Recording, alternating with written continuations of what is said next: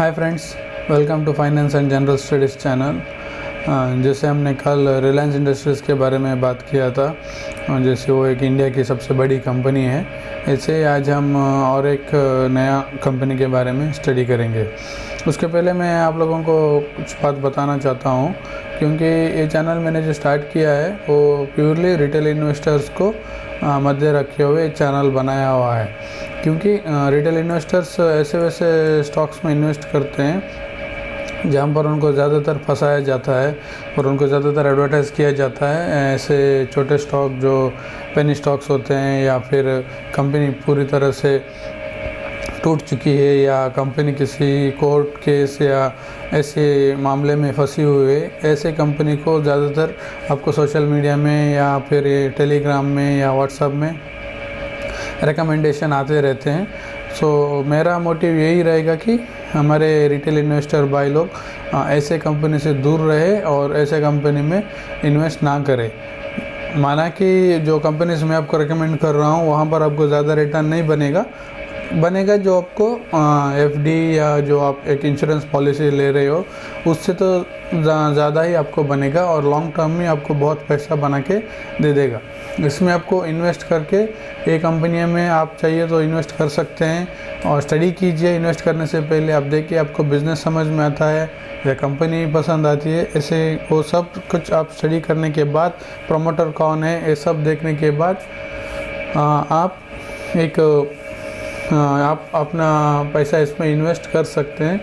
और मैं आपको जो सलाह दे रहा हूँ, मैं कोई से भी रजिस्टर्ड ब्रोकर नहीं हूँ, तो मेरे रिकमेंडेशन पर मत जाइए। मैं कोई आपको स्टॉक का रिकमेंडेशन नहीं देता हूँ। मैं बस आपको इतना बताता हूँ कि स्टॉक में इन्वेस्ट कैसे करते हैं, कैसे कंपनियाँ में इन्वेस्ट करना चाहिए।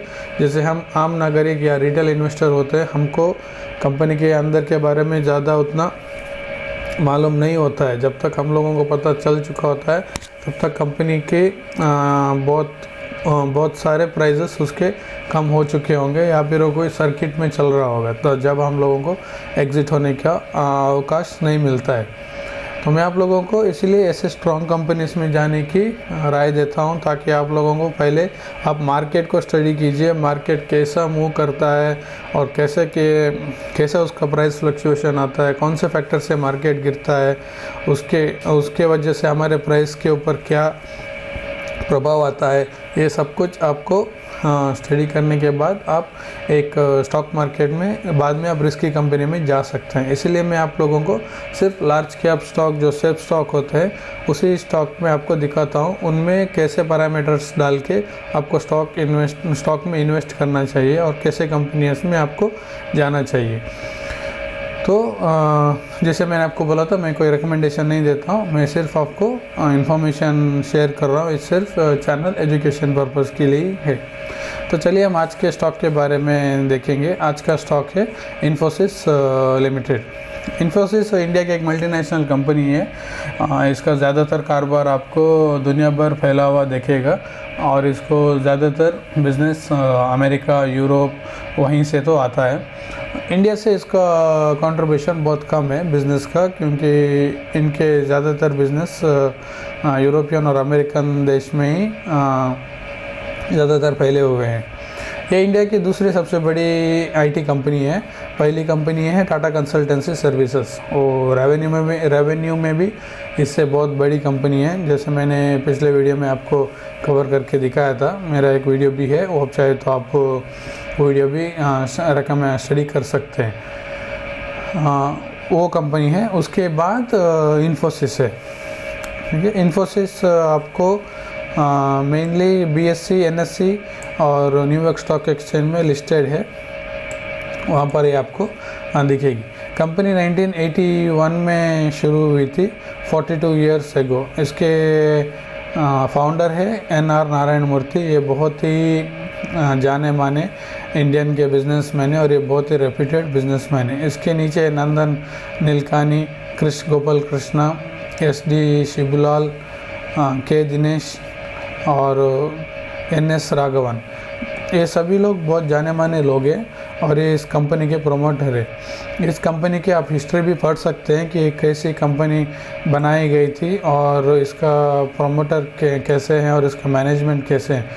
माना जाता है कि इन्फोसिस के मैनेजमेंट सबसे स्ट्रॉन्ग मैनेजमेंट है, क्योंकि आप इसका आपको उदाहरण भी मिलेगा हिस्ट्री में कि जैसे कैसे कंपनी ने जब अपने बुरा समय चल रहा था, लेकिन जैसे कि आप रिसेंटली देख सकते हैं एक विसल ब्लोअर का कंप्लेंट आया था एक कंपनी के ऊपर और इसका स्टॉक प्राइस को गिराया गया था। तो बाद में मैनेजमेंट ने इसको बहुत अच्छी तरह से हैंडल करके कंपनी को फिर से और वो अपवाद से कंपनी बहुत क्लीन होके बाहर आ गई है। और इस पे जितने भी चार्जेस लगे हुए थे, मतलब जो भी आरोप लगाया हुआ था, सब कुछ क्लीन करके सेबी से भी और न्यूयॉर्क स्टॉक एक्सचेंज से भी इसको क्लीन चिट मिला है। तो ये आपको दिखाई देता है कि कंपनी का मैनेजमेंट कितना स्ट्रांग होता है। तो हाँ, ये रहा कंपनी का वेबसाइट। यहाँ पर आप जाके देख सकते हैं कि कंपनी कहाँ पर बिज़नेस करती है, कैसे सेक्टर्स में बिज़नेस कर सकते हैं, और ये सब आपको जानने की बहुत ज़रूरी है। आप इसको ऊपर से देख सकते हैं कि कौन से इंडस्ट्रीज में काम करते हैं। आप देख सकते हैं aerospace, defence, agriculture, financial, communication services, बहुत सारे सेक्टर्स। अगर आपने व्यू ऑल दिया तो आपको बहुत सारे सेक्टर्स दिख जाएंगे। अबाउट अस में भी आप देख सकते हैं ये क्या काम करती है। Mainly digital services and consulting में एक कंपनी काम करती है। 56 कंट्रीज़ में इसका बिज़नेस है। 18.38 बिलियन का टोटल रेवेन्यू है एक कंपनी का भी। ऐसे आप जब देख सकते हैं न्यूज़ में क्या है, इन्वेस्टर सेक्शन में जाके आप इसके क्वार्टर रिजल्ट्स, एनुअल रिपोर्ट सब कुछ डाउनलोड करके स्टडी कर सकते हैं। उसके बाद हम उसकी बैलेंस शीट की ओर आते हैं। कंपनी का स्टॉक प्राइस अभी चल रहा है 1512, BSE में 1511, आपको NSE में दिखाई पड़ जाएगा। और इसके बैलेंस शीट देखिए, रिजर्व्स देखिए कितने बड़े पड़े हुए हैं कंपनी में। रिजर्व 60,000, 59,000, 69,000, 66,000, 64,000, कितने रिजर्व्स बड़े पड़े हुए हैं। ये चाहे तो एक लार्ज कैप कंपनी खड़ी कर सकती है, इतने सारे रिजर्व्स इसमें बड़े पड़े हुए हैं। कंपनी में ₹1 का कर्जा नहीं है, लॉन्ग टर्म भी नहीं है, और शॉर्ट टर्म में भी शॉर्ट टर्म्स बोरोइंग्स भी आप देख सकते हैं कुछ भी नहीं है। सो ज़ीरो है, एक प्योर डेट फ्री कंपनी है। इसको कोई फ़र्क नहीं पड़ता है इंटरेस्ट रेट्स क्या चल रहे हैं मार्केट में, ऊपर जा रहे हैं कि नीचे जा रहे हैं। इस कंपनी को इतना कुछ डायरेक्टली इम्पैक्ट नहीं आएगा। उसके बाद इसमें कैश देख सकते हैं आप, 15,000, 13,000, 17,000, 12,000, 6,500 का इसके पास कैश ही पड़ा हुआ है। ये कंपनी ज़्यादातर हमेशा दूसरे बिजनेसेस टेक ओवर करती रहती है, शेयर होल्डर्स को बोनस देती रहती है, डिविडेंड देती रहती है, बाईबैक लाती रहती है, क्योंकि इनके पास ये बहुत ही कैश रिच कंपनीज है। इनके पास बहुत सारा कैश पड़ा होता है, क्योंकि इनका ज़्यादातर कोई इन्वेस्टमेंट होता ही नहीं है, क्योंकि IT कंपनीज है ना, तो इनको कोई एम्प्लॉय एक्सपेंस इनको सबसे बड़ा एक्सपेंस होता है कंपनी में। उसके बाद इसको कोई कुछ ज़्यादा एक्सपेंसेस नहीं होते हैं, इसलिए इनके पास कैश भी बहुत होता है, रिजर्व्स भी बहुत होते हैं।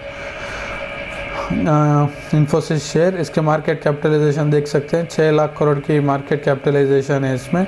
करंट प्राइस मैंने आपको बोला था 1512 चल रहा है। जैसे मैंने आपको बोला था इन्फोसिस नंबर 1 है, जो कि 13 लाख करोड़ की मार्केट कैपिटलाइजेशन है, और इन्फोसिस का 6,27,000 का मार्केट कैप चल रहा है। PE भी देख सकते हैं, TCS का 30 है और इसका 25 है। ठीक है, रीज़नेबल ही है, PE कोई उतना ज़्यादा भी है ही नहीं है। वो आपको देखना पड़ता है कि इंडस्ट्री का PE कितना चल रहा है और स्टॉक का PE कितना, कंपेयर करके आप देख सकते हैं कि कैसा इनका PE होता है। और इसका प्रॉफिट देख सकते हैं आप, सेल्स, रेवेन्यू और प्रॉफिट। 2012 में 33,000 करोड़ का आपको रेवेन्यू था, वो बढ़ के 2023 में 1,46,000, आप देख सकते हैं कितना गुना प्रॉफिट बढ़ा है। सो बहुत ही अच्छा प्रॉफिट बढ़ा हुआ है, सेल्स बढ़ा हुआ है। उसके बाद आप उसके ऑपरेटिंग प्रॉफिट मार्जिन देख सकते हैं, 20, 32, 29, 27, 24, 25, 26, 24% का ऑपरेटिंग मार्जिन चल रहा है। वैसे मैंने आपको बोला था इस कंपनी को ऐसा एम्प्लॉय एक इसका बहुत बड़ा एक्सपेंस होता है, एम्प्लॉय बेनिफिट या इसका बहुत बड़ा क्या बोलते हैं आपको एक्सपेंस होता है, उसके अलावा इसके ऊपर कोई एक्सपेंसेस ज़्यादातर होते नहीं हैं। ठीक है, प्रॉफिट भी आप देख सकते हैं 8,300 करोड़ का प्रॉफिट था 2012 में, और बढ़ के अभी जा चुका है 24,000 करोड़ पर ईयर। एक पूरा साल का, एक पूरा फाइनेंशियल ईयर का इसका प्रॉफिट है 24,000 करोड़ का। ठीक है, उसके बाद आप नीचे आ सकते हैं, शेयर होल्डिंग पैटर्न्स देख सकते हैं। 12% 2020 में 12% था, अभी भी इस प्रोमोटर के पास 15% या क्लोज टू 15% का आपको प्रोमोटर स्टेक दिखेगा, और मोर देन क्लोज टू 70% तो DIS और FIS के पास है। इसका कोई ऐसा मतलब नहीं कि प्रोमोटर के पास स्टेक होल्डिंग कम है और पब्लिक में ज़्यादा, ऐसा नहीं है। जब प्रोमोटर का स्टेक होल्डिंग कम होता है और DIS और FIS उसमें बहुत बड़े अमाउंट में है, तो आप कंपनी स्टेबल ही मान सकते हैं। और यहाँ पर देख सकते हैं पब्लिक होल्डिंग अभी सिर्फ 16% है। एक 21-22 में 37% था, वहाँ पर DIS का शेयर होल्डिंग कम था, लेकिन DIS ने बहुत अच्छी तरह से उसके बाद कम बैक किया है, तो वो लोग भी अभी 34% का होल्डिंग रखते हैं। सो पब्लिक सिर्फ 16% ही है। तो उसके बाद कंपनी ने अभी रिसेंटली एक अनाउंसमेंट दिया है सितंबर 14 में कि इनका क्वार्टर 2 का रिजल्ट्स आ रहा है, वो भी आपको अनाउंस होगा अक्टूबर 12, 2023 में। इसमें कंपनी अपने इसमें audited consolidated financial results publish करेंगे और उसको स्टैंड अलोन भी करेंगे। उसके बाद consider declaration of interim dividend if any. इसमें कंपनी मीटिंग में डिसाइड करेंगे कि इंटरिम डिविडेंड देना है कि नहीं देना है। जब ये कंपनी ये प्रपोजल रखती है, इन्फोसिस का ऐसा माना जाता है कि जब वो रखती है तो 99% उसको फुलफिल ही करती है। ऐसा कोई कारण नहीं है कि कंपनी इसको कैंसिल करे, क्योंकि इनका रिकॉर्ड ऐसा है। सो आप 12 तारीख में आप देख सकते हैं, अक्टूबर के 12 तारीख का इसको रिज़ल्ट पब्लिश हो जाएगा, और वो मैं वीडियो बनाकर भी आपको दिखा देता हूँ। तो ये है कंपनी का डिविडेंड हिस्ट्री। अभी तक कंपनी हर साल 2 बार डिविडेंड देती है, एक बार अप्रैल में देती है, उसके बाद अक्टूबर में देती है। सो अप्रैल में इसका फाइनल डिविडेंड होता है हर साल, जो ये अक्टूबर में होता है वो इंटरिम डिविडेंड ही होता है। तो आप देख सकते हैं इसका रिकॉर्ड था अक्टूबर में 12 रुपये का, उसके बाद था 15 रुपये का अक्टूबर 21 में, 22 में 16.5 था। तो आप मान के चल सकते हैं, एक एजम्पशन कर सकते हैं कि 17 से 17.5 रुपीज़ का डिविडेंड अभी मिल सकता है। ऐसा कोई फिक्स रूल नहीं है, कंपनी वेरी भी कर सकते हैं, लेकिन ये जो हर साल एक कंपनी बढ़ा रहा है, तो हम एक उम्मीद रख सकते हैं कि कंपनी इस साल भी 17.5 या 17 रुपीज़ का डिविडेंड, इंटरिम डिविडेंड डिक्लेयर कर सकता है। उसके बाद ये कंपनी रेगुलर बोनस भी देती है। ये कंपनी ने 8 बार बोनस दिया है, आप यहाँ पर काउंट कर सकते हैं। एक बोनस के लिए बहुत जानने माने कंपनी है। इसी बोनस की वजह से जिसने इस कंपनी में 10,000 या 20,000 इन्वेस्ट किया था 1994 या 20 साल पहले, उसको अभी करोड़ों का उसका क्या बोलते हैं, अब जो इन्वेस्टेड अमाउंट है वो करोड़ों में कन्वर्ट हो चुका है, और उसको डिविडेंड भी बहुत अच्छे से डिविडेंड मिल रहा है। इसलिए कंपनी का मार्केट में बहुत ही स्ट्रॉन्ग नाम है। इन्फोसिस लिमिटेड मतलब इसको रेपुटेशन से देखा जाता है। ठीक है, और ये रहा इसका प्राइस चार्ट। आज का क्लोजिंग है 1512, कुछ ज़्यादा मूवमेंट नहीं था, 0.34 ही था। और इसका 5 साल का आप ये देख सकते हैं, देखिए 5 साल में पैसा इसका डबल करके देता है। ये कंपनी अभी टॉप लेवल से बहुत नीचे है, आप देख सकते हैं 20% नीचे है, फिर भी इसका रिकॉर्ड आपको दिख रहा है 114% का रिटर्न दिखाई दे रहा है। ये तो आपको सिर्फ एक्सटर्नल फैक्टर है, US में और यूरोप में मंदी चल रही है, रिसेशन चल रहा है, इसीलिए कंपनी स्पेंडिंग नहीं कर रही है ज़्यादातर। इसी की वजह से इनके बिज़नेस में थोड़ा डाउनफॉल दिख रहा है। ऐसा नहीं कि कंपनी बर्बाद हो गई, ऐसा नहीं है। ये फेज़ हमेशा चलता रहता है। आप यहाँ भी देख सकते हैं, कंपनी एकदम फ्लैट चल रही थी, तो आप देख सकते हैं यहाँ पर 2018 से 2020 तक ये कंपनियाँ फ्लैट चल रही थी। उसके बाद कोरोना आया बहुत, और उसमें गिरावट आ गई। उसके बाद इस कंपनी ने रफ्तार पकड़ी, वो आपको 22 में अराउंड 2 गुना से भी ज़्यादा, 3 गुना 4 गुना पैसा करके दे चुकी है इन्वेस्टर को, सिर्फ विदिन 2 इयर्स के टाइम में। अब जाके कंपनी थोड़ा कंसोलिडेट कर रही है क्योंकि थोड़ा एक्सटर्नल फैक्टर्स है, सो इसमें कोई डरने की बात नहीं है।